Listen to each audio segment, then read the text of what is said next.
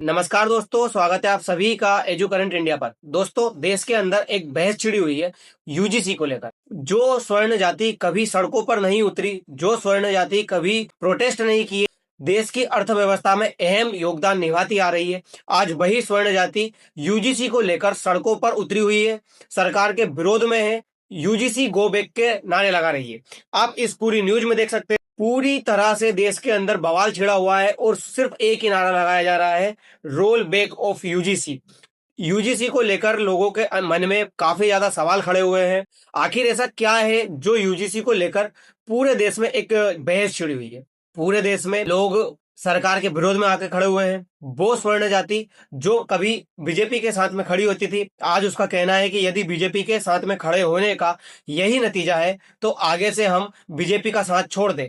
क्या हम भारत सरकार के प्रधानमंत्री मोदी के साथ खड़ा होना बंद कर दें, क्योंकि उनको उनके साथ रहने की वजह से इस तरह का सब कुछ भुगतना पड़ रहा है, तो फिर क्यों साथ में रहा जाए। आप देख सकते हो, हर ट्विटर पे भी ट्रेंड कर रहा है, हर जगह सिर्फ एक ही बात कही जा रही है, we need its roll back. मतलब यूजीसी को आप फिर से वापस लीजिए, ये जो कानून है इसको बिल्कुल मत बनाइए। आप सारी हेडलाइंस में देख सकते हो, यूजीसी रूल्स 2026 भेदभाव मिटाने का फॉर्मूला पड़ा भारी, यूजीसी की नई गाइडलाइन पर मच गया पूरी तरह से बवाल। देश के अंदर सिर्फ यही अभी ट्रेंडिंग में चल रहा है। आज इसी विषय के ऊपर पूरी तरह से चर्चा करेंगे। मैं कपिल प्रजापति इस वीडियो में इसके बारे में पूरी तरह से चर्चा करेंगे। दोस्तों, दरअसल होता क्या है, एंटी डिस्क्रिमिनेशन रूल 2026। देखिए, ये बात रूल की जा रही है, ना कि किसी एक्ट की। रूल और एक्ट में डिफरेंस ये है कि रूल जो है सिर्फ यूं ही किसी एक्ट के माध्यम से बना दिया जाता है, और कानून जो है जो संसद से पास होके उसके बाद बने उसे कानून कहा जाएगा। तो इसमें और उसमें दोनों में डिफरेंस है। इस तरह का एक रूल लाया जाता है जिसके बाद सुप्रीम कोर्ट ने यूजीसी को ये कहा है कि आप जो डिस्क्रिमिनेशन है उसको बंद करने के लिए एक रूल बनाए, और जो ये रूल बनाया जाएगा वो ही लागू किया जाएगा। फिर यूजीसी ने इस तरह का एक रूल बनाया। अब यूजीसी क्या है, तो यूजीसी है यूनिवर्सिटी ग्रांट्स कमीशन। मतलब किसी भी यूनिवर्सिटी को यूनिवर्सिटी होने का दर्जा देने वाली एक कमीशन है, एक आयोग है। और यूनिवर्सिटी में कितने क्या होगा, कैसे एग्जाम होंगे, क्या वो यूनिवर्सिटी चल पाएगी, इस तरह की सारी चीजें यूजीसी ही डिसाइड करती है। यूजीसी को 1953 में मौलाना अबुल कलाम आजाद के द्वारा बनाया गया था। उसके बाद इसे 1956 में एक एक्ट के माध्यम से स्टैट्यूटरी बॉडी बना दिया गया। इस मुद्दे की शुरुआत होती है एक केस के माध्यम से, जो है रोहित वामुला का केस। ये व्यक्ति हैदराबाद के अंदर पढ़ता है, वहां पर उसके साथ गलत व्यवहार किए जाते हैं, दलित जाति से रहता है ये। उसके बाद ये खुद सुसाइड कर लेता है अपने रूम में, और उसके बाद ये मुद्दा काफी ज्यादा भड़क जाता है कि क्या दलितों के साथ और नीची जातियों के साथ इस तरह के भेदभाव होते रहेंगे। फिर ये मुद्दा बाद में पता चलता है कि ये फेक था, इसने ऐसा कुछ किया नहीं था, ये कोई दलित जाति का भी नहीं था। तो इस तरह की ये न्यूज फेक निकल जाती है। लेकिन फिर दूसरा मुद्दा आता है पायल तड़वी का। पायल तड़वी का मुद्दा 2019 में आता है, और फिर यही होता है कि ये एक हॉस्पिटल में होती है जिसके साथ भी यही सब तरह की बर्ताव किए जाते हैं। ये भी रूम के अंदर सुसाइड कर लेती है। उसके बाद ये मुद्दा सुप्रीम कोर्ट में पहुंचता है। सुप्रीम कोर्ट से एक गुहार लगाई जाती है कि क्या इसी तरह से दलित जाति के लोग बड़ी जातियों से प्रताड़ित होते रहेंगे और अपने आप को सुसाइड करते रहेंगे। फिर उसके बाद सुप्रीम कोर्ट इस तरह का एक संज्ञान लेते हुए सुप्रीम कोर्ट खुद ही जो यूजीसी है उसको ऑर्डर देती है कि आप इस तरह का एक कानून बनाइए या इस तरह का एक रूल लेकर के आइए, देश के अंदर जो भी भेदभाव किए जाए छोटी जाति वालों के साथ, उनके खिलाफ कड़ी कार्रवाई की जा सके। यूजीसी ने फिर इस तरह का एक ड्राफ्ट तैयार किया, और यूजीसी का कहना है कि हमने इस तरह का एक ड्राफ्ट तैयार कर लिया है कि जिसके लागू होने के बाद जो कास्ट बेस्ड डिस्क्रिमिनेशन हो रहा है वो होना बंद हो जाएगा। यूजीसी का ये कहना है। यूजीसी की जब ये बात सामने निकल कर आती है, तब सुप्रीम कोर्ट इसको कह देता है कि मंजूरी दे देता है कि ठीक है, आप इस तरह के कानून चलने दीजिए। सरकार इस तरह के कानून लेकर के आ जाती है। लेकिन फिर जो स्वर्ण जाति है वो इसका विरोध क्यों करने लगती है? स्वर्ण जाति इसका विरोध इसलिए करने लगती है क्योंकि चार जाति आप जानते हो, एक एससी, एसटी, ओबीसी और जनरल। जिसमें इस रूल के अंदर क्या बताया गया है कि एससी, एसटी और ओबीसी, इन तीनों को तो एक साथ रखा जाएगा, और उसके बाद जो जनरल कैटेगरी है उसको अलग रखा जाएगा। यानी कि इन तीनों कैटेगरी के साथ कॉलेज के अंदर रहने वाले जो बच्चे हैं उनके साथ यदि किसी तरह का बुरा व्यवहार किया जाता है तो ये डिसाइड हो जाएगा कि इसको बुरा व्यवहार करने वाले स्वर्ण जाति के लोगों ने किया है या स्वर्ण जाति के बच्चों ने किया है, तो उनको कड़ी से कड़ी सजा दी जाएगी। हो सकता है उनको कॉलेज से भी निकाल दिया जाए, उसके बाद किसी भी सरकारी एग्जाम में बैठने ना दिया जाए, किसी भी तरह की उनको नौकरी ना करने दी जाए, उनके साथ इस तरह का व्यवहार किया जाएगा। और अगर कोई कॉलेज इस तरह का काम नहीं करती है, या कोई यूनिवर्सिटी इस तरह का काम नहीं करती है, उनको सजा नहीं देती है या उनका नाम नहीं देती है, तो उनको उनकी जो पात्रता है यूनिवर्सिटी होने की, वो पात्रता को रद्द कर दिया जाएगा। उनकी जो यूनिवर्सिटी और कॉलेज है उसको पूरी तरह से बंद कर दिया जाएगा। ये सब चीजें है। इसके लिए एक बॉडी बनाई जाएगी, इक्वल अपॉर्चुनिटी सेंटर। इसमें जाकर शिकायत की जाएगी, जिसके बाद में इस शिकायत को सुना जाएगा और उसके बाद में ऊपर तक पहुंचाया जाएगा यूजीसी के पास में कि हम जो है हमारा काम ठीक से कर रहे हैं। 24 घंटे के अंदर इस चीज को डिक्लेयर किया जाएगा कि क्या ये एक अपराध है और ये किया गया है, एक किसके द्वारा किया गया है। यदि वो स्वर्ण जाति का है, जनरल कैटेगरी से आता है, तो उसको पूरी तरह से उसका करियर समझ लीजिए बर्बाद कर दिया जाएगा। जिसका विरोध करते हुए लोग सड़कों पे उतरे हुए हैं, जिसमें खास करके स्वर्ण जाति से आ रहे हैं। देखिए, विरोध करना अच्छी बात है, कोई गलत बात नहीं, विरोध किया जा रहा है, लेकिन आप ये डिसाइड कैसे करोगे कि जो एससी एसटी और ओबीसी वालों के साथ गलत हुआ है या गलत व्यवहार किया गया है वो सिर्फ स्वर्ण जाति वालों ने ही किया है?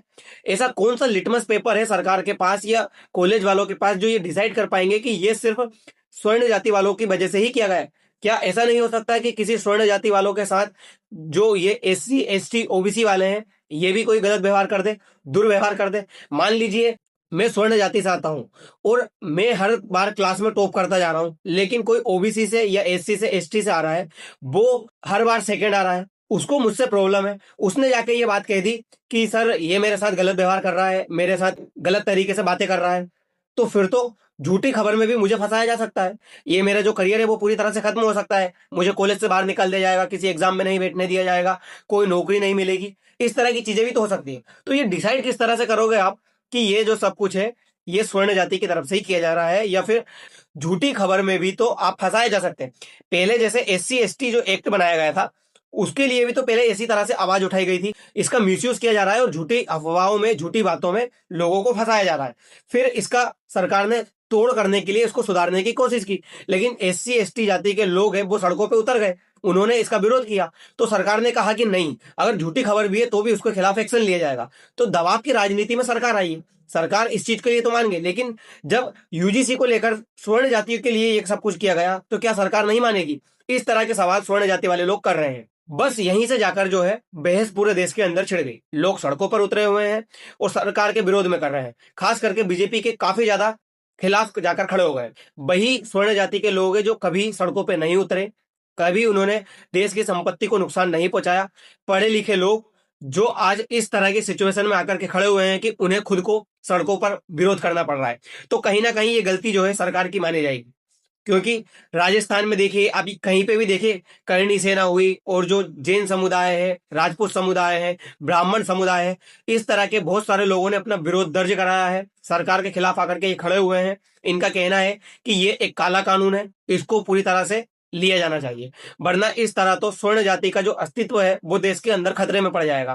क्योंकि स्वर्ण जाति का कहना है कि पहले ही ओबीसी एससी एसटी वालों को इतना आरक्षण दिया गया है कि उनको नौकरी नहीं मिल पा रही है।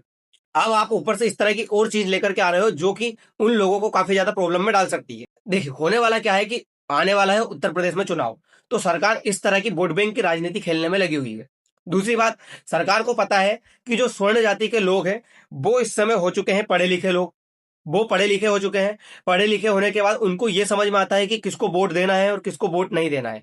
तो 10% लोग हैं, सरकार को लगता है कि इन 10% लोगों को अगर छोड़ भी दिया जाए, अगर वोट बैंक के मामले में इनको छोड़ भी दिया जाए, ये अगर हमें वोट बना भी देंगे तो भी हम हमारी सरकार बना ले जाएंगे। क्या इसीलिए ये सरकार इस तरह का काम कर रही है? क्योंकि सबसे बड़ी बात यह है कि स्वर्ण जाति के लोग अभी तक अपना वोट बैंक नहीं बना पाए।